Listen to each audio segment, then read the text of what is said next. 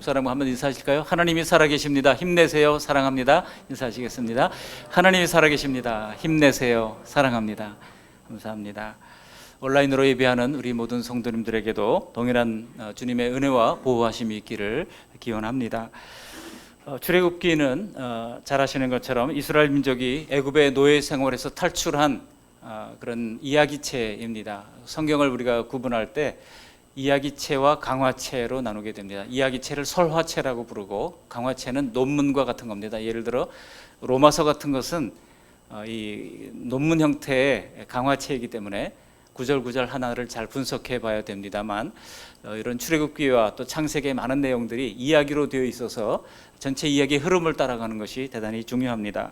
오늘 본문에서 이스라엘은 이제 젖과 꿀이 흐른다고 하는 가나안 땅으로 가기 위하여 무서운 광야로 들어서고 있는 것을 볼 수 있습니다. 오늘 말씀의 제목이 뭐예요?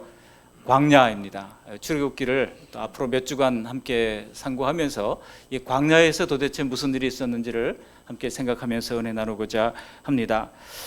이스라엘의 광야 여정은 오늘날 이 믿음의 성도들의 신앙 여정이라고 비유할 수가 있습니다. 그 광야가 얼마나 무서웠는가 하면 신명기 1장 19절에 보시면 그 크고 두려운 광야라고 당시의 백성들이 이야기할 정도였습니다. 이스라엘의 그런 광야 여정. 그런데 물과 숲이 있고 먹을 것이 있는 이 오아시스를 지날 때는 사람들이 광야를 두렵다고 여기지 못합니다.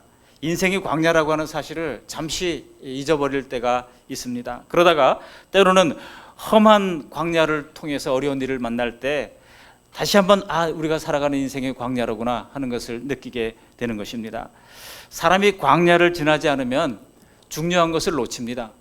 이 어려운 때를 겪지 않은 젊은 세대가 한번 어려운 일을 만났을 때 다시 일어서지 못하는 이유가 무엇입니까? 평소 어려운 일로 연단을 하지 않았기 때문에 그것을 잘 참아내지도 못하고 견뎌내지도 못하는 것을 봅니다. 그러나 오늘 본문에서 하나님이 이 광야에서 얼마나 철저하게 이스라엘을 인도하신가를 보면서 우리는 위로를 받을 수 있기를 바랍니다. 사실 우리가 예수 믿고 구원받게 된 것이 언제였습니까? 우리 인생의 찬란한 때가 아니라 사실은 광야를 지날 때 아니었습니까? 우리는 다 그 광야를 지나서 비로소 그 광야가 나를 바꾸어왔다고 하는 고백을 하게 되는 것입니다. 세상 사람들도 믿는 사람들이나 마찬가지로 동일하게 이 광야의 길을 지나가게 됩니다. 그런데 다른 것이 있어요. 뭐가 다릅니까? 우리의 인생길, 광야길에는 세상 사람들이 없는 하나님 아버지가 우리의 인생길, 광야 같은 인생길을 인도하신다는 차원에서는 완전히 다르다는 것입니다. 이 복음성가 가수 중에 오은이라고 하는 가수가 있습니다. CD를 줘서 가끔 제가 듣고 있는데요. 그 CD 중에 하나님이 나의 아버지라서 참 다행입니다 라는 노래가 있어요. 얼마나 은혜가 되는지 몰라요. 하나님이 나의 아버지라서 참 다행입니다. 우리 옆 사람에게 한번 이렇게 고백을 해보실까요? 하나님이 나의 아버지여서 참 감사합니다. 시작. 하나님이 나의 아버지여서 참 감사합니다. 감사하고 또 다행입니다. 지금 이스라엘 광야 백성들이 얼마나 험난한 그 인생을 살아가야 할지 지금 그 첫 발에 들어서고 있는 겁니다. 그러나 그 인생이 얼마나 험난하든 반드시 하나님 아버지께서는 젖과 꿀이 흐른다는 가나안 땅으로 우리를 데려다 놓으실 줄 믿습니다. 오늘 이스라엘의 광야를 통하여 인생 광야를 살아가는 법을 잘 배우시고 잘 인도받는 우리 모두가 되시기를 주님의 이름으로 축복합니다. 오늘 말씀을 크게 두 가지 대지로 나누어서 함께 은혜를 나누고자 하는데요. 첫 번째 대지는 바로 하나님의 구원 방법입니다. 그리고 두 번째 대지는 구원 이후의 여정에 대해서 함께 생각해 보려고 합니다. 첫 번째로 이 구원의 방법인데요.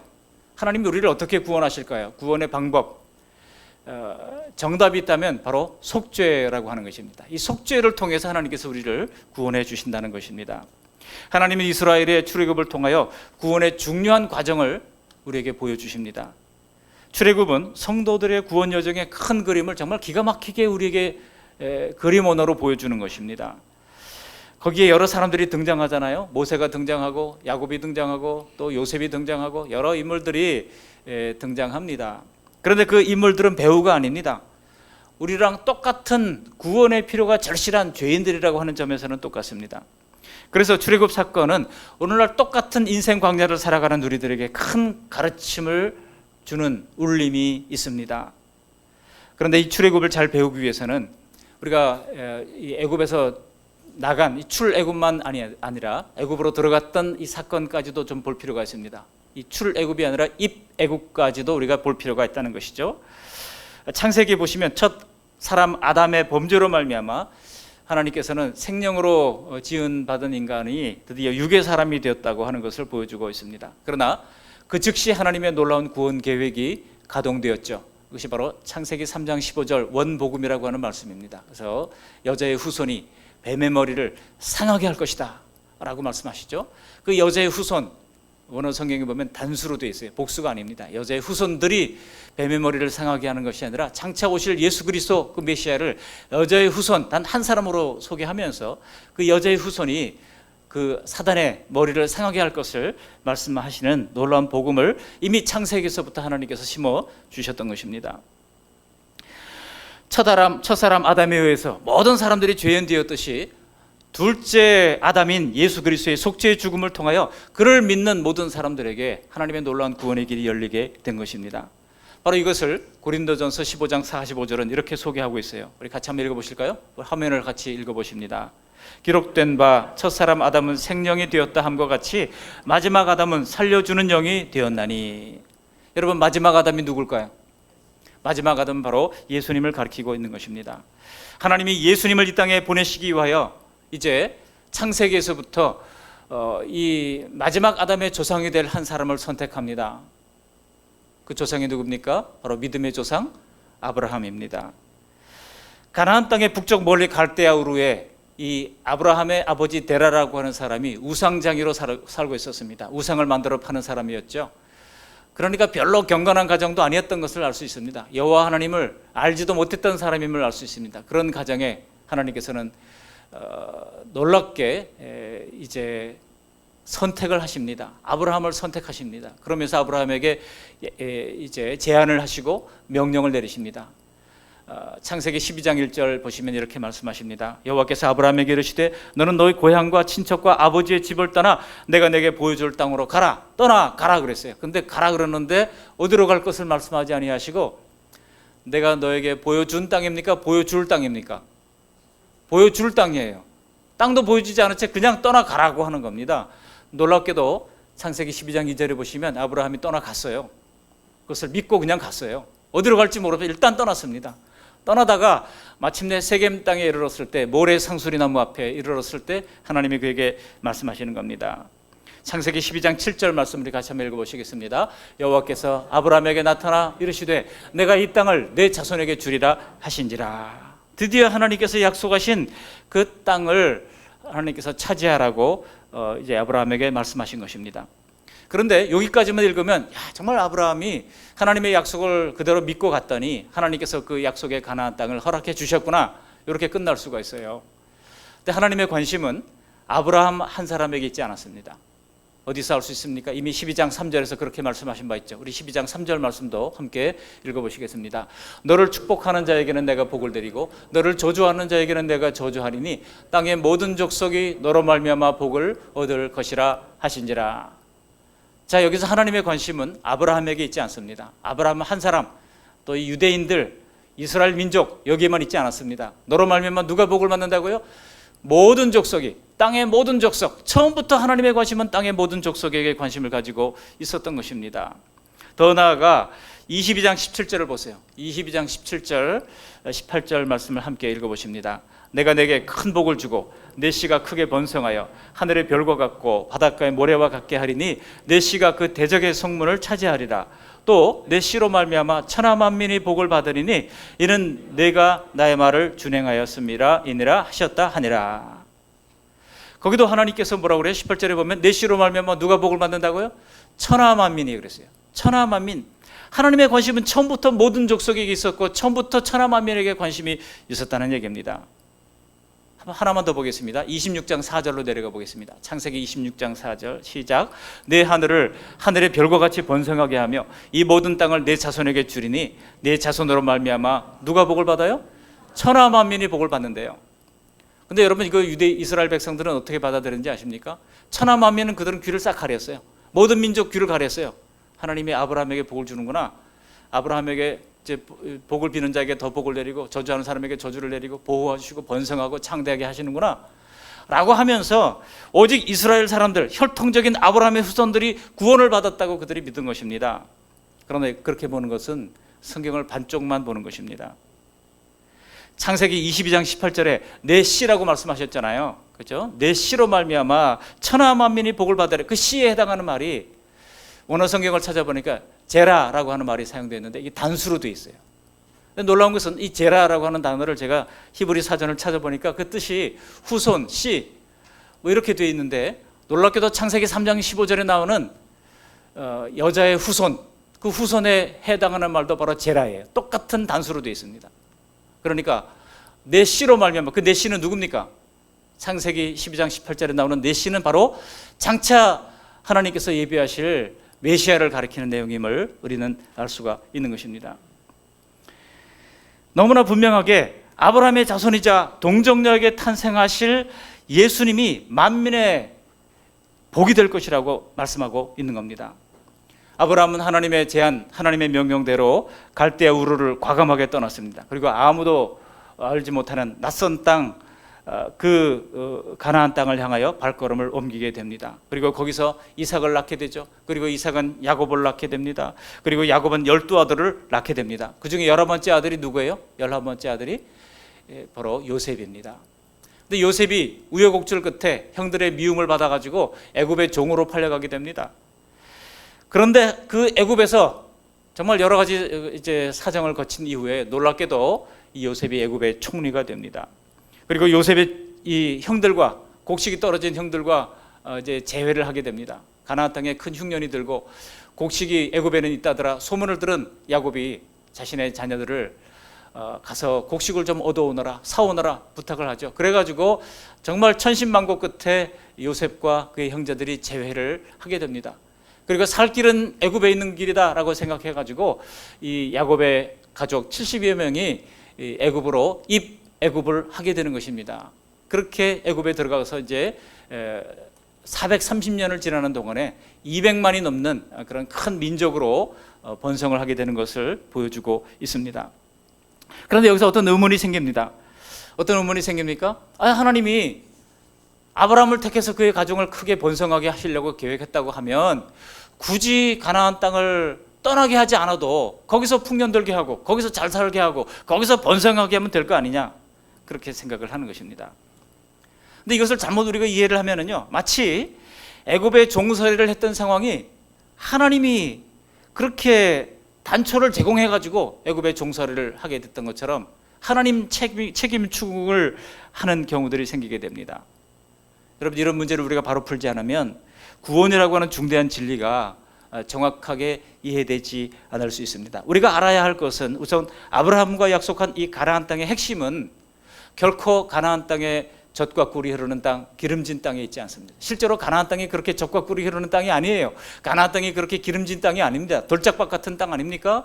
인구 그 땅에 작은 땅이지만 작은 땅도 90%가 농사도 제대로 지을 수 없는 땅입니다.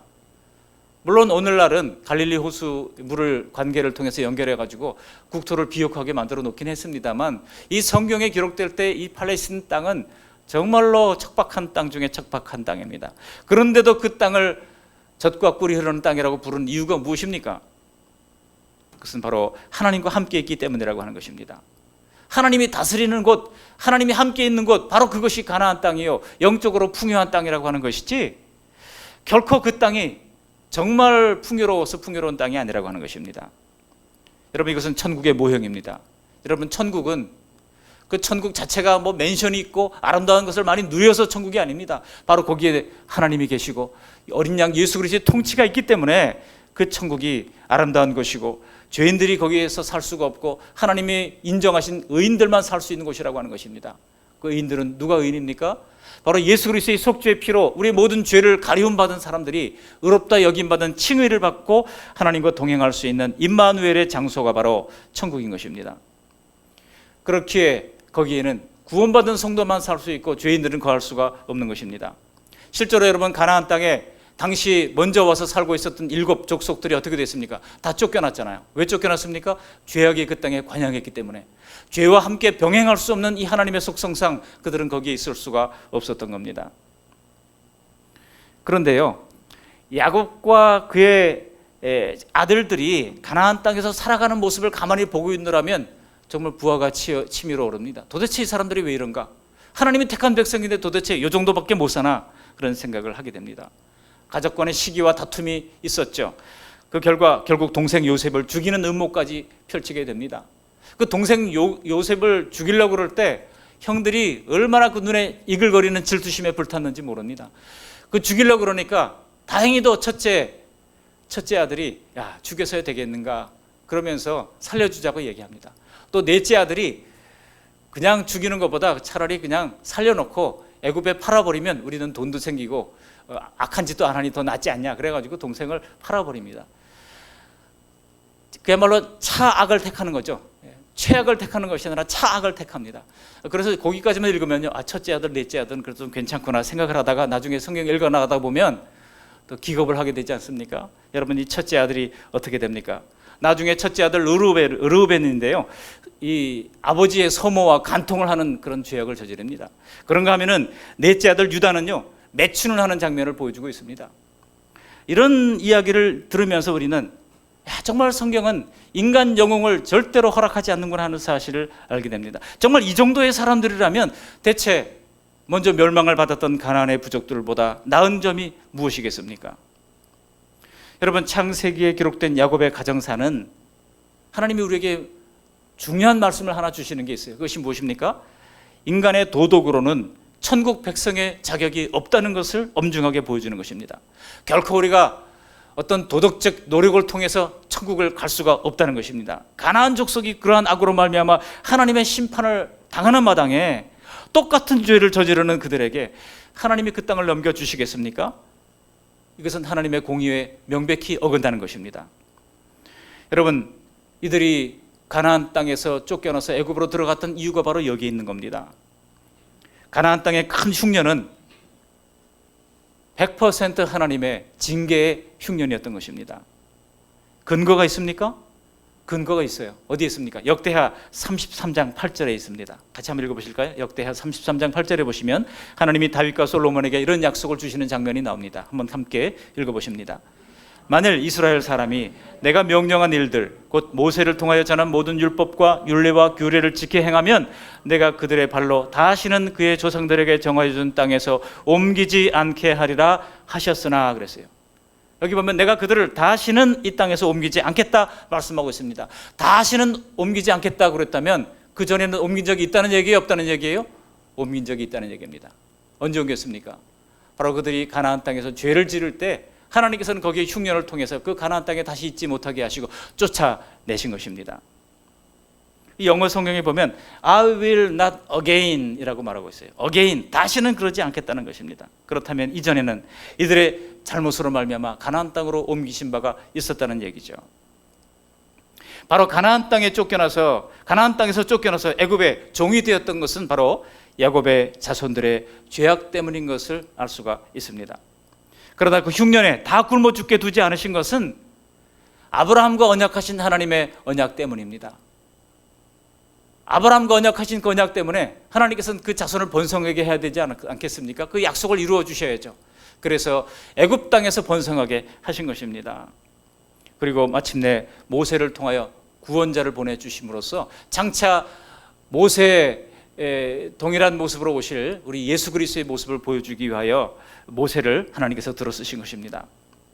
그러니까 처음부터 아브라함의 혈통적 자손들은 저절로 구원을 얻게 되어 있지 않습니다. 구약 성경의 그들도, 여러분, 구약 성경의 그들도 누구로 말미암아 구원을 얻어요? 예수 그리스도로 말미암아 구원 얻는 것입니다. 구약 성경의 이사야도 700년 후에 오실 예수 그리스도를 통해서 구원을 얻는 것입니다. 그렇기 때문에 애굽 탈출 때부터 유월절 어린 양을 잡아서 그 피를 문설주와 인방에 바르게 했던 것 아니겠습니까? 무슨 얘기입니까? 즉 속죄 없이는 구원도 없다는 것입니다. 이집트인들이 받을 죽음의 심판을, 여러분, 만일 그 문설주의 인방에 피를 바르지 않는다면 어떻게 됩니까? 유대인들도 그 죽음을 피해갈 수가 없었다는 겁니다.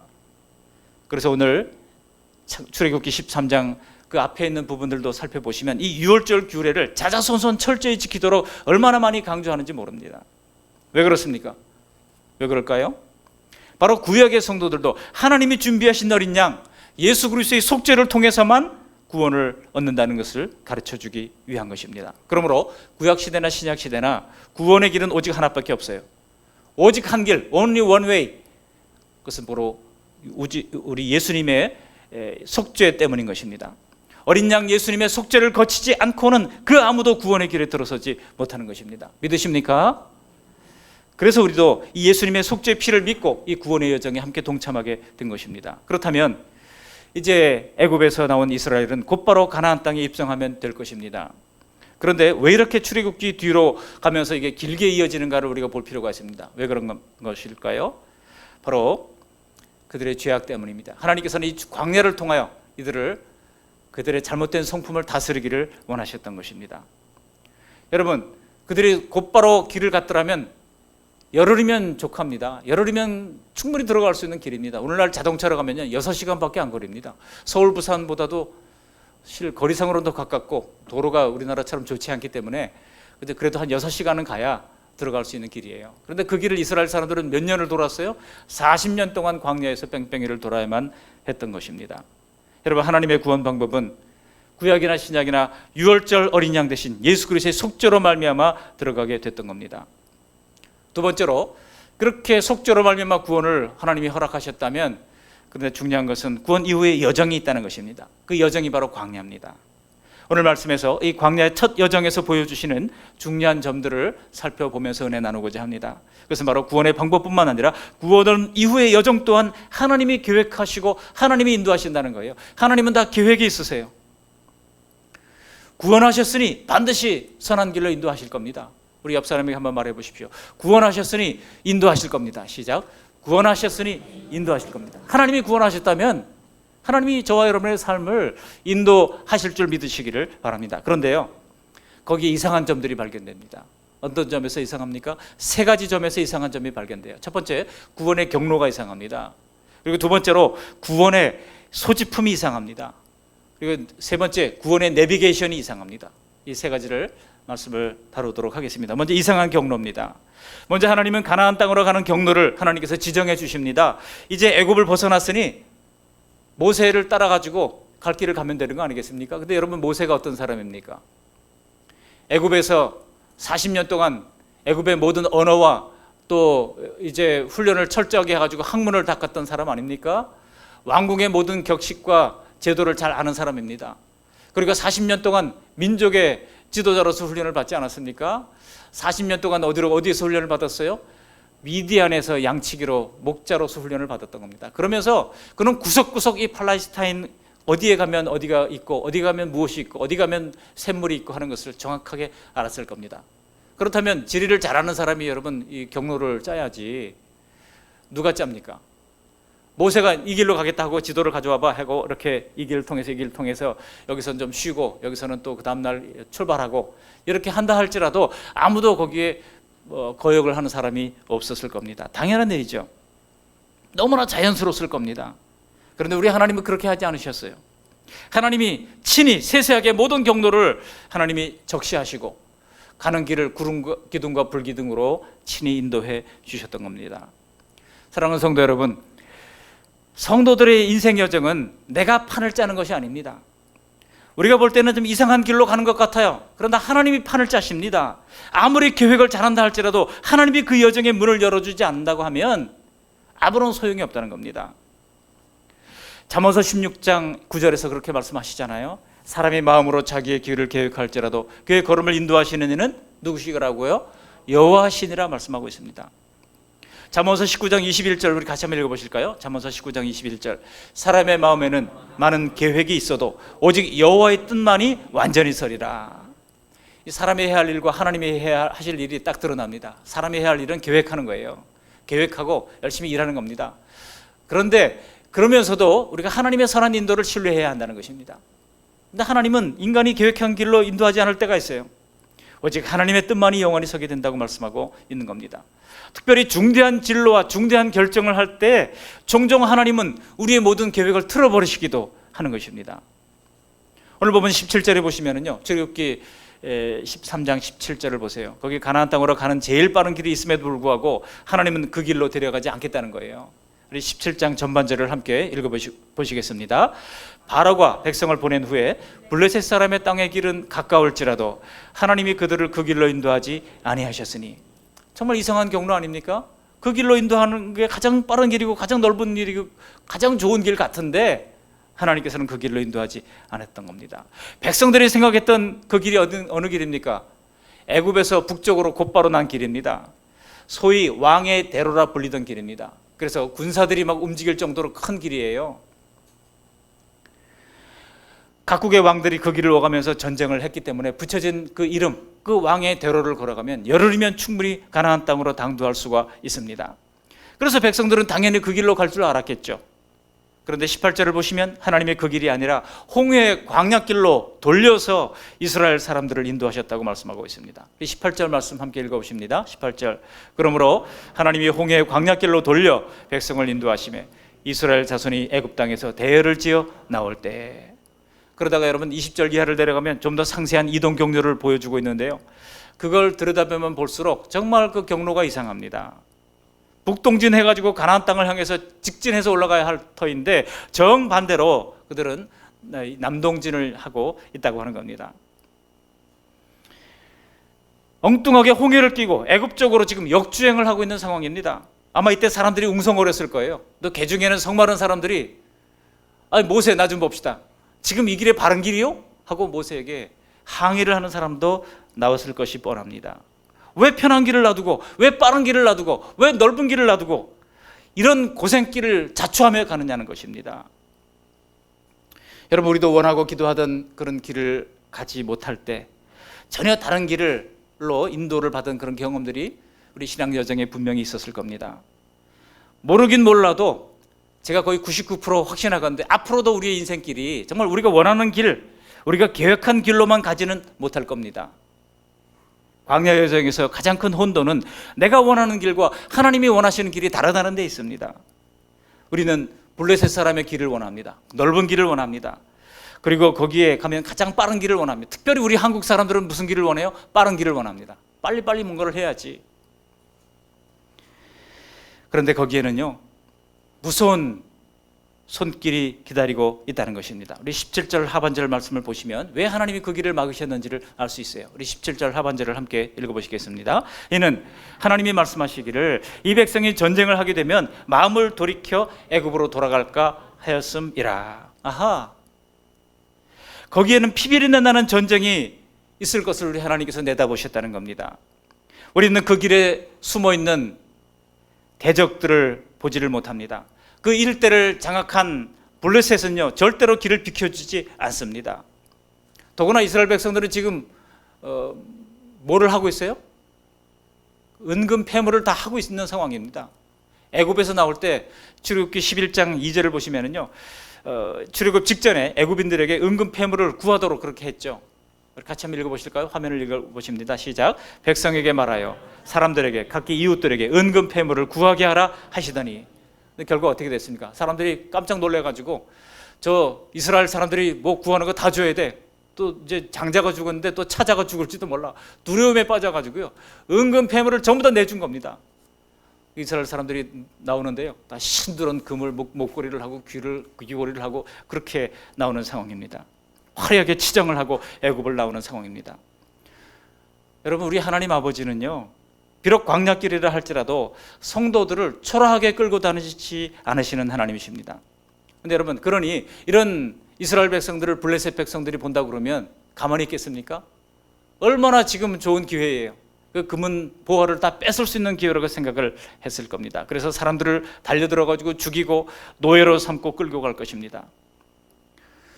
그러지 않아도 지금 애굽 땅에서 벽돌이나 만들면서 노동만 하던 사람들이 전쟁 훈련이라고는 받아본 적이 한 번도 없는 오합지졸들입니다. 여러분, 오늘 이야기는요, 결코 어떤 신화가 아닙니다. 실제로 역사 기록이 있는 내용들입니다. 실제로 서양사, 세계사에 다 이런 기록들이 있고 고고학자들이 그런 기록들을 다 발굴해내고 있는 가운데 있습니다. 실제로 전쟁이 일어나면 약한 사람들은 칼에 찔려 죽을 수밖에 없는 것입니다. 팔이 떨어져 나가고 다리가 떨어져 나갈 수밖에 없는 것입니다. 아무리 전쟁에서 승리를 했다 할지라도 전쟁에서 얻은 충격은 영원히 지워지지 않는 트라우마가 됩니다. 그러므로 만일 그들이 블레셋 길로 행했다고 하면 이스라엘 사람들은 이제 출애굽한 것을 후회하면서 차라리 애굽 땅에서는 먹을 것이라도 풍부했는데 하면서 애굽의 종로로 타기 위하여 다시 애굽으로 도망가게 될 것이 뻔했던 겁니다. 종종 우리는 세상적 판단으로만 선택한 길에서 바로 이런 위험도를 만나게 되는 것입니다. 피비리 나는 전쟁터에서 여기저기 찢기며 정신을 못 차리게 얻어 맞아서 믿음을 다 잃어버릴 지경까지 가게 되고 마는 것입니다. 그런데도 우리는 지독하게도 고집스럽게 내가 원하는 길, 내가 선택한 길, 내가 계획한 길로 가려고만 하는 것입니다. 내 경험과 판단만으로 세상적 길을 선택하고 하나님이 원하시는 길, 하나님이 앞서가는 길을 우리는 거부하고자 하는 것입니다. 그랬다가 수많은 비탄을 우리가 겪었던 바가 다 있으시죠. 여러분, 광야는 인간의 경험과 기술이 통하지 않는 곳입니다. 지금도 이스라엘 광야를 가보면, 정말 저도 이스라엘 광야를 가봤거든요. 버스를 타고 지나갔습니다만 야, 이런데 그냥 들어왔다가는 죽겠다 하는 생각을 했던 적이 있어요. 놀랍게도 요즘은 광야 전문가들이 있어가지고 광야 여행을 인도하는 사람들이 있습니다. 근데 그 광야에서는 절대로 그 인도자의 말을 철저하게 들어야만 생존할 수 있습니다. 1시간 후에 물을 마신다 그러면 물을 또 마시는데 뭐 200cc만 마신다, 그대로 마셔야 돼요. 더 마시면 그 다음에 물이 없어가지고 나중에 죽을 수도 있거든요. 그리고 몇 킬로 행군한 다음에 쉬어야 돼요. 안 쉬고 자기 뭐 건강하다고 막 가다가는 그 다음에 지쳐가지고 쓰러지면 아무도 구해줄 수가 없습니다. 그렇게 철저하게 계산된 그렇게 이제 거리를 통과해야만, 그 전문가가 없으면 그 속에 죽을 수밖에 없어요. 여러분, 지금 미국에도 네바다 주를 관통하겠다고 하는 사람들이 매년 거기에 많은 사람들이 죽고 있는 것을 볼 수 있지 않습니까? 인간의 객기와 만용으로 젊은 사람들이 얼마나 많이 그런 곳에서 죽어나가는지 몰라요. 여러분, 광야는 인간의 경험이 소용이 없는 곳입니다. 핸드폰도 안 터집니다. 오직 하나님만이 광야에서 살 수 있는 방법을 가르쳐 주시는 것입니다. 근데 하나님께서는 이스라엘 백성들을 하필이면 그 광야로 인도해 가셨다는 겁니다. 근데 여러분, 우리는 여기서 오늘 말씀을 비추어서 중요한 영적 원리를 깨닫게 됩니다. 하나님이 인도하시는 길은 대개 내가 나서서 싸우는 길이기보다는 내가 죽는 길입니다. 나는 죽고 하나님만 사는 길입니다. 광야를 통과할 수 있는 길은 블레셋과 싸우는 그 길이 아닙니다. 홍해에서 우리의 모든 옛사람이 죽는 길입니다. 내 앞에 문제와 적군들과 맞붙어 싸우는 것이 아니라 늘 달라붙어 있는 나의 옛 욕심과 나의 옛 자아가 홍해 바다에서 죽고 성령의 힘으로 매달려서 매일 성령께서 다시 살게 하시는 그 길을 걸어가는 것입니다. 그러므로 광야에서 잘 사는 길은 단 한 가지밖에 없어요. 나는 죽고 하나님만 사는 길입니다. 우리가 죽으면, 자기를 부인하면 사실 더 잘 살면서 나갈 수가 있는 것입니다. 역설적이지만 이것이 바로 영적인 원리요, 실제 하나님께서 그렇게 우리를 살피면서 광야 인생길을 인도해 가시는 것입니다. 그래서 우리 하나님 아버지는 백성들이 전쟁을 만날 때 혼비백산 도망칠 것을 다 아시고 그들을 훈련하기 위하여 광야길로 인도해 가신 것입니다. 저 길로만 가면 다 잘 될 텐데 왜 하나님이 길을 안 열어주시나? 이런 불평과 원망이 우리 가운데 있을 때가 있죠.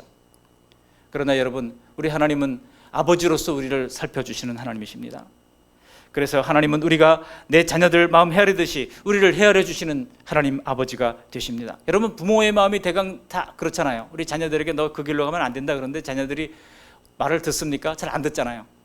내가 해볼래. 그럴 때 부모의 마음이 찢어지잖아요. 저 길로 가면 분명히 안 될 텐데, 저 길로 가면 분명히 넘어질 텐데.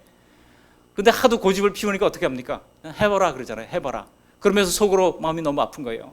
분명히 넘어질 텐데, 가다가 저거 너무 힘들어서 못 이길 텐데, 저 버텨내기 힘들 텐데.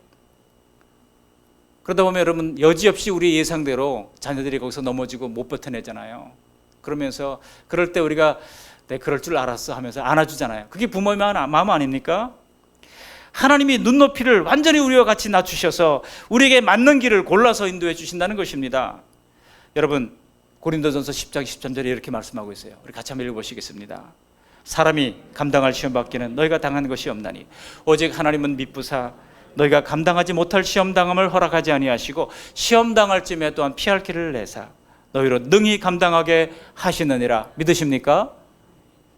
부모의 마음은요, 과일을 먹어도 매끈한 거는 다 자식 주고 못난 거 이런 것만 자기가 먹잖아요.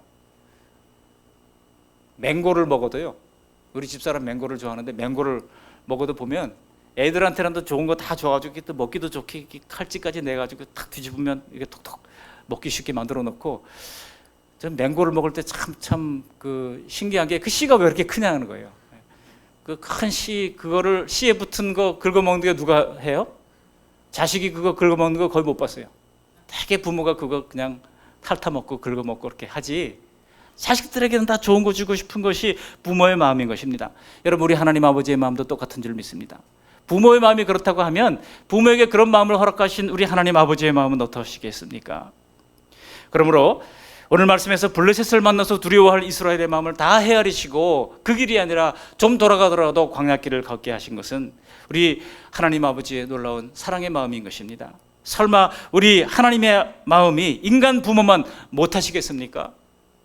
선하신 아버지의 하나님의 그 인도하심을 믿으시고 좀 이상한 길처럼 느껴진다 할지라도 그 여정을 주님을 신뢰하면서 따라가는 우리 모두가 되시기를 바랍니다.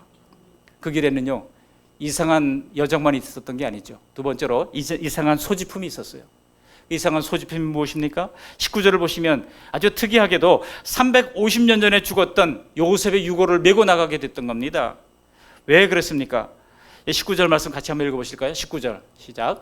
모세가 요셉의 유골을 가졌으니 이는 요셉이 이스라엘 자손으로 단단히 맹세하게 하여 이르기를 하나님이 반드시 너희를 찾아오시리니 너희는 내 유골을 여기서 가지고 나가라 하였음이더라. 하나님이 반드시 너희를 찾아오시리니 요셉이 예언을 했던 겁니다. 그럴 때 반드시 너는 잊지 말고 내 유골을 메고 가나안 땅으로 올라가라, 그렇게 얘기했다는 겁니다. 여러분, 그래서 이스라엘 백성들이 요셉의 유골을 메고 다닐 때 어떤 생각을 했을까요? 오늘날처럼 화장을 해가지고 가루로 만들어서 요만큼 들고 가는 게 아니잖아요. 당시에 매장을 했던 풍습 속에 미이라로 만든 요셉을 그들이 메고서 가는데 얼마나 무거웠겠습니까?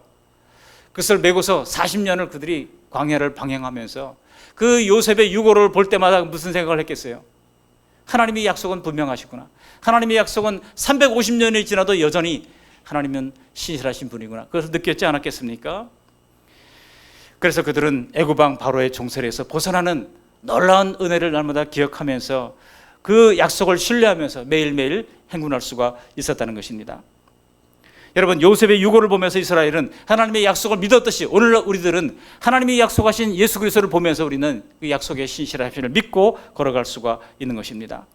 우리는 다 하나님의 신실하시고 놀라우신 인도를 경험했던 사람들입니다. 예수님을 만남으로 말미암아 하나님의 자녀가 되어 결코 그것을 잊지 않고 따라가는 사람들입니다. 오늘도 예수님의 하신 일들을 증표로 삼아 남은 우리의 인생의 광야길도 믿음으로 주님을 따라가는 저와 여러분들이 되시기를 주님의 이름으로 축복합니다. 세 번째로 이상한 것이 있어요. 이상한 내비게이션입니다. 그것이 무엇입니까? 바로 구름 기둥 또 불 기둥인 것입니다. 실제로 이들을 인도하는 아주 이상한 내비게이션이죠. 그래서 그들은 그 광야를 내리쬐는 그 뜨거운 열기, 우리 교회 출신 우리 박천민 선교사님이 지금은 이제 중동 디아스포라를 위해 사역하고 있지만 처음에 선교사로 나갔을 때 갔던 곳이 어디입니까? 바로 사우디아라비아를 갔어요. 사우디아라비아의 수도가 리야드인데요. 리야드에서 8시간 남쪽으로 내려가면 거기에 그 담맘이라고 하는 도시가 나옵니다. 그 담맘에서 8년 동안 사역했어요. 여러분, 이런 선교사가 없습니다. 왜냐하면 미국 선교사들도 사우디아라비아에 들어있는 선교사님들이 사우디에 오랫동안 있게 되면 사람이 정신적으로 이상해진다 해가지고 거기에 오랫동안 있지 못하게 해요. 맥시멈 16개월, 18개월 정도만 이제 선교사님들을 거기에 있게 하고 이제 순회 사역을 아이티너리 미니스트리라고 그래가지고 서로 순회 사역을 하게 해요. 그래서 1년 반 동안 거기 있었으면 이제 불러내가지고 또 좀 한 1년 동안 고국에서 일하게 하고 또 다른 선교사님 보내고 이런 식으로 사역을 하는 것이 사우디아라비아입니다. 또 실제로 이제 심리학적으로도 매일 모래사막만 보고 있다면 정신적으로 이상해진다는 거예요. 그래가지고 그랬는데 우리 박천민 선교사님 미련하게도 우리 한국 선교사님 그런 거 안 따지겠잖아요. 몇 년 동안 있었다고요? 8년 동안 거기 있었어요. 8년 동안 거기 있다가 안식년을 맞아가지고 영국에 왔는데 애들이 다시 들어가려니까 안 들어가려나 그래요. 막 울면서 난리가 났어요. 여러분, 거기에 그 제가 얘기를 들었는데 뜨거운 열기가 50도가 넘습니다. 50도가. 그러니까 지금 뭐 많이 뜨겁지만은 우리가 이 뜨거운 거는 거기에 비하면 아무것도 아닙니다. 50도가 넘는데 그것을 견디기 위해서는요, 눈만 내버려 두고 다 이렇게 칭칭 동여매야 돼요. 뭔가 동여매고 뭔가 감싸줘야 밖에 창가대로 나올 수 있어요. 자동차도 적어도 3000cc 이상을 타야만 에어컨이 이게 풀로 가동하면서 이게 견딜 수가 있습니다. 그러니까 작은 차를 타면 다 금방 터져버려서 뭐 쓸 수가 없어요.